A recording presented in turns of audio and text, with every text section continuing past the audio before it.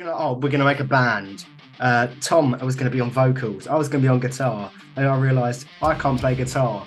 Tom can't sing. You should make a DVD. Oh, Jesus Christ. Where are we going with this? Oh, not that kind of DVD, Riley. Just, to be fair, I own one CD, and it's Tom's old college professor. Oh, mate. Christ. I don't know. She tried to book us for a gig on the night that we have both already said we're going to see Skinned. I'm not great with numbers. I don't know what to tell you. I can absolutely see us doing some unhinged action movie with like Jason Statham in a thong, like absolutely on brand for us. So I started watching the first one, and I was like, mate, this Jar Jar Binks bloke is so fucking annoying. And then I got told, Right, okay. See, even first. calling that the first one will annoy a lot of people. No, yeah, exactly. Yeah. As someone who's like allergic to numbers, the chronological order of Star Wars gives me a fucking nosebleed. I don't. It's like the Da Vinci Code. I don't know. Dominated a deer in Canada. Bewitched it with fruit. It's a bit of a highlight for me. I think I'm taking the conversation in a weird direction. Brandon? No, I know. I don't want to move on from the sentence "you dominated the deer in Canada with fruit." And then you have Ben, who's scaring badgers off his allotment. Oh my god, I'm talking to foxes. He's, On the basis Ben has an allotment, and he was like, "I'm going to be like distracted today, guys, because I need to scare this badger off my allotment." Hello, and welcome to episode 53 of the UNCNTRD podcast. 53. Possibly. I'm almost Riley, and this my friend Tom, and Almost today we have a Riley, guest. Woo! Plural. Hi. Yes. Who are we joined by, Hello, Tom? we are joined by the lovely lot from Neon Oracle. How Hi. are you doing? Hello. We're Dick. Brandon looks like Dr. Robotnik down there. It's fucking brilliant. It's such a good look for you. So, for those who may not know who Neon Oracle are, would you care to give us a little like of who you are and all that, like Okay. all that kind of thing? No one's going to have heard of us because we're the hardest working band you've never heard of. We are very new. We're about like 6 months in. We've just taken on another guitarist. We're looking for our drummer. We are literally like the gravity is pulling us in and pulling us into shape, but we're not quite there yet. But it's an exciting project. Brandon jumped on like really early on, and we've just been kind of building on it and kind of conceptualizing the vibe, and it's like, I don't know, it's just fucking cool. It's like a crazy laboratory, isn't it? We're just trying like loads of different fucking genres. Yeah, it's been fun. A lot of different ideas just kind of being thrown together, seeing what sticks and what doesn't. Done a first gig, that was fun. Second time playing in front of people, because the first time was playing in front of a bunch of friends who told us everything we were doing wrong, which that was helpful. Oh, it was more like a hostage situation, wasn't it? We did like Yeah. we did a little test gig. Both sides were the hostages. Yeah, everybody felt like the hostage, and nobody wanted to be there. And it was like Guantanamo Bay, but with music. It was pretty good, to be fair. We gave it bifters. We went for Guantanamo Bay with music. Yeah, you know what? That's our genre. Guantanamo Bay core. Like, hi. But It's a completely random fact, but they actually use music at Guantanamo Bay as a form of torture. They have really, really like loud headphones, and they use music with like deep bass. So they probably could use us at Guantanamo Bay. They probably could use us there. Oh my god! Should send them a demo. Jesus, yeah, I'll send them that. Fun facts with Neon Oracle. Yeah. I do say you learn something new every day. Every day is a school day. Yeah. So yeah, we're still trying to like figure out like what we're doing and where we're going and stuff. But that's why I like reached out to you guys, because I thought you're going to speak to a lot of bands that have been glued together for years, and I thought, well, I wonder if you might be interested in jumping on this while we're kind of still... It's awesome regardless. It's awesome to just have like all the bands that we can manage to get on. Yeah, you've been really busy with this, haven't you? Yeah, too busy. Yeah, we put a lot of elbow grease in. I have to come here, give an hour and a half of my day, make a few jokes, and then I leave. But Tom does a lot of things. He's a busy bee. I can't even gonna get my have camera fun. working. I'm a lot of the behind the scenes man. I try my best to just try and get everything booked in advance, just so we've got it. Yeah, get everybody locked in. Are you guys musicians as well? Failed musicians, that's the real thing. Failed I think, musicians.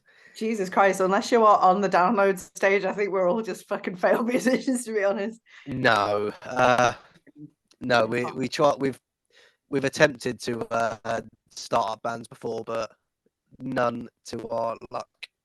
Yeah, I think Mainly this because we're not story shit has. at music. Yeah, I think the story has been told once before. Yeah. But we're gonna make a band. Tom was gonna be on vocals. I was gonna be on guitar, and I realised I can't play guitar. Tom can't sing. So it kind of went down. I can metal scream every now and again. But so how did you guys form? How did you all come together? So it's kind of I'm the one responsible. I'm the one that'll get sued at the end of the day. It was my idea. I'd started to make a specific kind of music at the start of the year that was very heavy electronic and just went in a direction that made me really fucking happy. And I was like, oh, I want to get really heavy. And I don't know, it's That's like where I come in. yeah, cue Brandon with the fucking sugar chugs. And yeah, just people kept listening to my newer stuff going, this would sound sick with some guitars on it. And so I kind of put the fishing rope, what the fuck is a fishing rope? I put the fishing rope out and I bagged myself a Brandon with a fishing rope. Jesus wept. I don't know how I managed to find anyone. But Brandon stepped forward and Ben stepped forward literally within the same 24 hours. And we got together and chatted. We couldn't be three more different people on the fucking face of the planet. But I don't know, somehow we noodled through and we're just quite the dynamic now. Yeah. Yeah, it's really good. Yeah, it was just literally just a Facebook post. You know, you scroll through the thousands of bands going, we need a drummer, please, we need a drummer. And there was one that was looking for a guitarist, so I jumped on it before someone else found it. And now we're the ones posting that we need a drummer. So, oh my God, where are they? Where are they? Are they in Guantanamo Bay? Where are they? Seriously. So, how did you actually come up with the name? Because it's quite a unique name, Neon Oracle. So I am really a lot of the I write and produce all the electronic side of the music, and I was very inspired by Hans Zimmer and Vangelis and like the guys who wrote the soundtracks to the greatest sci-fi movies in the history of man. And of course they're all like set in the future in this beautiful futuristic sort of hellscape. And then I'm really fascinated with like oracles and mystics and witches and like the ancient practice of like women doing spooky weird shit. And I was like, what would a priestess look like in the future? Like and I just had this feeling about like Neon Oracle, just this in the city in the future, like very cyberpunky. You just see this sign and you'd go in and you'd go and see the Neon Oracle to be told what your future held. And I just thought it was a really cool, pretty cool fusion of old and new. Hang on, sorry, 1 sec. I need to make sure this doesn't end the whole meeting. I just need. Oh no, that definitely will. I'm not even gonna try that. Oh no, that will end the meeting. Never mind. What he's doing. I'm trying just to make anything work. But it's not. Nothing's working. Yeah, I don't know if you see my issue here, but it's all just not working. And I've dropped my list of questions and it's all going wrong, and it's a hectic Tuesday evening. Tom, we're having fun. Fun. We're having fun. That's all that matters. I promise. So, what kind of like band or like genre of music would you say has it kind of inspired you to make this band, like to make this kind of music?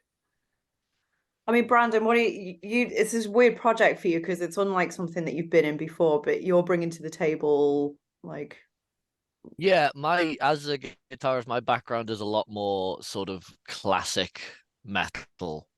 Well, for this kind of thing it is anyway. So sort of, Melodeath, kind of thrash, bit of death metal, bit of black metal, that kind of thing. And so bringing that into a project like this, it does force you to change the way you play a little bit, which is nice. But kind of my inspirations for what I do for this is that kind of Nine Inch Nails, Cumby Christ, a lot of like kind of German industrial stuff kind of sound. Because the way that those kind of really like palm muted riffs and stuff really kind of accentuate and bring out the stuff in the electronic components. It just when it all comes together, especially live, it's just so fucking heavy. it just makes you feel good. Like, 'cause I saw Cumby Christ recently, and they're just so good. Like some of their songs is just the same 5 words shouted over and over again for like 3 minutes. And say what you like, it fucking works. They make it work. They really do. Yeah. But like you sort of bring like I wasn't picturing something as kind of trad metal as what Brandon was going to bring on board. I think originally in my mind I was thinking more like experimental, Tom Morello, kind of weird, like the kind of people that use a fucking cheese grater on their guitar and like plug it in through a fucking hairdryer. And but like it just worked, and it gave it like the fucking nasty teeth that it needed to really like counterbalance the electronic, which I was very inspired by a lot of the Bristol stuff back in the day. So like Uncle and Massive Attack and all of this stuff. But I really loved like Prodigy and Chemical Brothers and I just thought like get some of that and then get some fucking heavy salad on the go and some bit of clean vocals, which is what we started with. And then I was like getting into the scream vocals, and I was like, it's just a wall of noise, but it's just fucking fun. And I feel like everybody on the project gets to kind of do what they love within the project. We've managed to kind of mold it and shape it so that everyone's ingredients just sit nicely. It's like a really fucked up weird tapas, but it just works somehow. that's the different way of describing your band. A weird little fucked up tapas. Fucking loud tapas. Yeah, there's your branding there.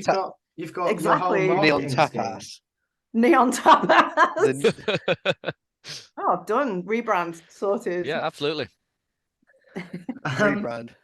Spanish metalcore now.